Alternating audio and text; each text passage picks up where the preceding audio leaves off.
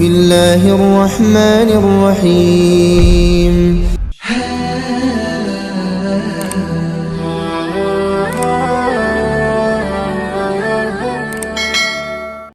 Assalamualaikum warahmatullahi wabarakatuh. Alhamdulillahi rabbil alamin. Allahumma salli ala sayyidina Muhammad wa ala ali sayyidina Muhammad.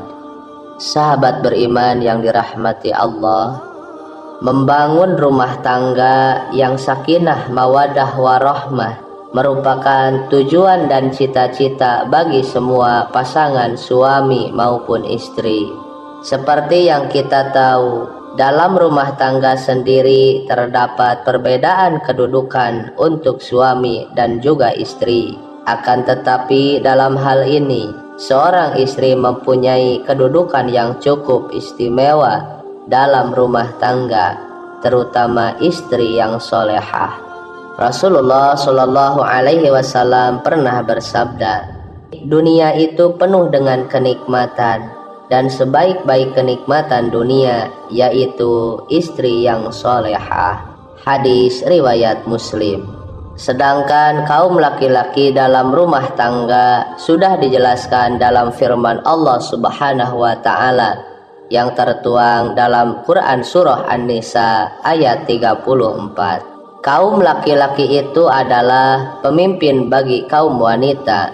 Oleh karena Allah telah melebihkan sebagian mereka laki-laki atas sebagian yang lain wanita, dan karena mereka laki-laki telah menafkahkan sebagian dari harta mereka, sebab itu maka wanita yang solehah ialah yang taat kepada Allah, lagi memelihara diri ketika suaminya tidak ada.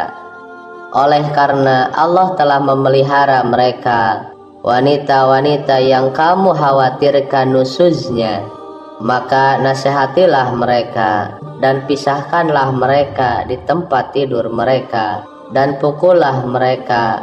Kemudian jika mereka mentaatimu, maka janganlah kamu mencari-cari jalan untuk menyusahkannya. Sesungguhnya Allah Maha Tinggi lagi Maha Besar. Dalam ayat tersebut sudah jelas dikatakan, laki-laki merupakan pemimpin dalam setiap rumah tangga. Akan tetapi tanpa kita sadari, dalam kehidupan keluarga tak jarang para suami melakukan tindakan yang menyimpang dari ketentuan Allah dan telah melanggar hak-hak istrinya. Lalu apa saja dosa suami terhadap istri tersebut? Yang pertama adalah tidak mengajarkan ilmu agama. Mengajarkan ilmu agama kepada istri maupun anak-anaknya adalah kewajiban bagi para suami. Karena dalam hal ini, kewajiban suami adalah untuk memelihara diri dan keluarganya dari pedihnya azab kubur dan siksa neraka. Dalam Quran Surah At-Tahrim ayat 6, Allah Subhanahu wa Ta'ala sudah berfirman, hai orang-orang yang beriman, peliharalah dirimu dan keluargamu dari api neraka, yang bahan bakarnya adalah manusia dan batu. Penjaganya malaikat-malaikat yang kasar, keras dan tidak mendurhakai Allah terhadap apa yang diperintahkannya kepada mereka, dan selalu mengerjakan apa yang diperintahkan. Dalam ayat tersebut sudah jelas dikatakan bahwa kewajiban seorang suami adalah mengajarkan istri dan anak-anaknya akhlak yang baik, supaya keluarganya bisa terhindar dari siksa api neraka yang bahan bakarnya adalah manusia yang melalaikan perintah agama. Lalu yang kedua, tidak merasa cemburu. Ada kalanya sifat cemburu sangat diperlukan, terutama ketika kita sudah berumah tangga. Selain bisa menjadi bumbu-bumbu cinta dalam rumah tangga, rasa cemburu dari suami juga bisa menjaga keluarganya dari sifat dan sikap yang kurang terpuji. Dalam hadis riwayat An-Nasa'i sudah dijelaskan 3 golongan yang Allah tidak akan melihat mereka pada hari kiamat, yaitu seseorang yang durhaka kepada kedua orang tuanya, wanita yang menyerupai laki-laki, dan ad-dayus.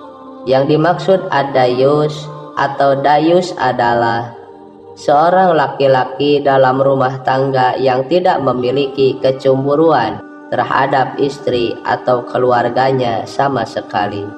Yang ketiga, tidak memberi nafkah istri. Hal ini sudah banyak terlihat pada masyarakat kita, yakni suami yang tak malu menelantarkan anak istrinya tanpa diberikan nafkah lahiriah, dan justru malah istri yang diminta untuk bekerja. Kalau kita mau berpikir, seorang wanita yang rela meninggalkan kedua orang tuanya demi mengabdi kepada suami, dan bahkan rela mengandung anak dan juga melahirkan anak untuk suami. Akan tetapi, perjuangan hidup dan mati seorang wanita tersebut seolah tiada artinya di mata seorang suami. Sungguh yang demikian itu, suami telah berdosa besar kepada istrinya. Rasulullah Shallallahu Alaihi Wasallam pernah bersabda, seseorang cukup dipandang berdosa bila ia menelantarkan belanja orang yang menjadi tanggung jawabnya. Hadis riwayat Abu Daud, Imam Muslim, Ahmad, dan Tobroni. Yang keempat, membiarkan istri bekerja untuk suami. Sudah tak heran lagi, banyak seorang istri yang rela bekerja demi membantu perekonomian keluarganya.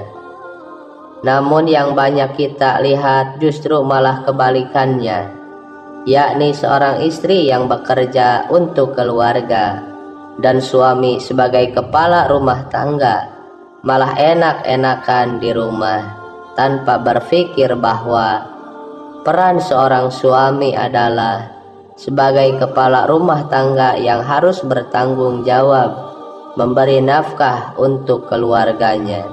Rasulullah Shallallahu Alaihi Wasallam bersabda, tidak akan beruntung suatu kaum yang dipimpin oleh seorang wanita.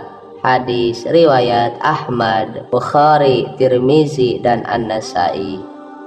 Dari hadis tersebut dijelaskan bahwa yang seharusnya memegang peran penting untuk kelangsungan hidup keluarganya adalah suami. Jika suami menyerahkan semua kebutuhan hidup kepada seorang istri, maka hidupnya tidak akan beruntung. Yang kelima, memiliki perasaan benci kepada istri. Perlu diketahui, perasaan benci berbeda dengan perasaan cemburu. Benci adalah suatu sifat tidak suka terhadap orang lain yang berkepanjangan, dan akan terus tidak suka sekalipun orang yang dibencinya berbuat baik kepada orang yang membenci. Sedangkan perasaan cemburu adalah rasa curiga atau kurang percaya kepada seseorang. Termasuk juga dalam hal ini adalah istri sendiri.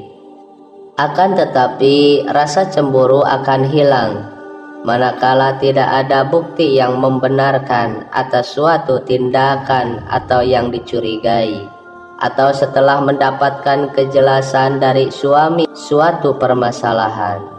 Rasulullah Shallallahu Alaihi Wasallam bersabda, janganlah seorang suami yang beriman membenci istrinya yang beriman. Jika dia tidak menyukai satu akhlak darinya, dia pasti meridhoi akhlak lain darinya. Hadis riwayat Muslim. Lalu yang keenam, tidak mau membantu dalam pekerjaan rumah. Tidak sedikit suami yang malas membantu pekerjaan rumah keluarganya. Para suami biasanya merasa kalau sudah memberikan nafkah lahiriah, tugas suami sudah selesai. Padahal kita tahu tugas seorang istri sangatlah berat, meskipun sebagai kepala rumah tangga dan sekaligus pemimpin dalam rumah tangga. hendaknya ikut membantu meringankan pekerjaan rumah tangga dari seorang istri. Bahkan seorang Rasulullah Shallallahu Alaihi Wasallam telah mencontohkan untuk membantu istri dalam setiap persoalan rumah tangganya. Dan ini sesuai dengan sabda Rasulullah yang ditulis oleh Imam Bukhari. Beliau Rasulullah membantu pekerjaan istrinya, dan jika datang waktu sholat, dan beliau pun keluar untuk sholat. Hadis riwayat Bukhari. Yang ketujuh, menyebarluaskan aib istri. Dalam hal ini, aib seorang istri merupakan aib dalam keluarga, dan tugas keluarga adalah menutup aib tersebut supaya tidak menyebar sampai ke masyarakat.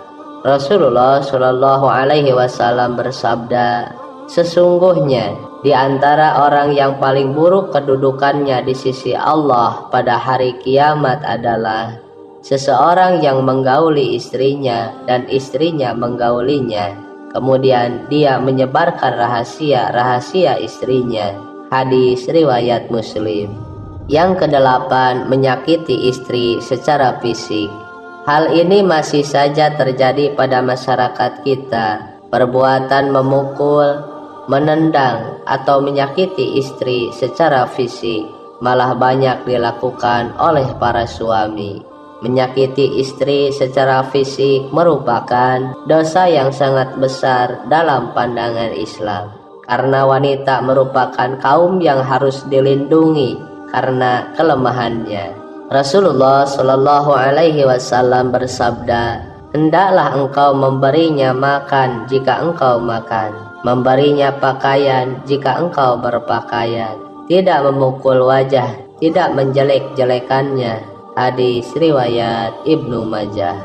Kemudian yang kesembilan, meremehkan kedudukan istri. Yang dimaksud meremehkan kedudukan istri adalah para suami yang mentang-mentang sudah memberikan nafkah lahiriah, kemudian meremehkan posisi istri yang mungkin saja tidak bekerja karena harus mengurus rumah tangga.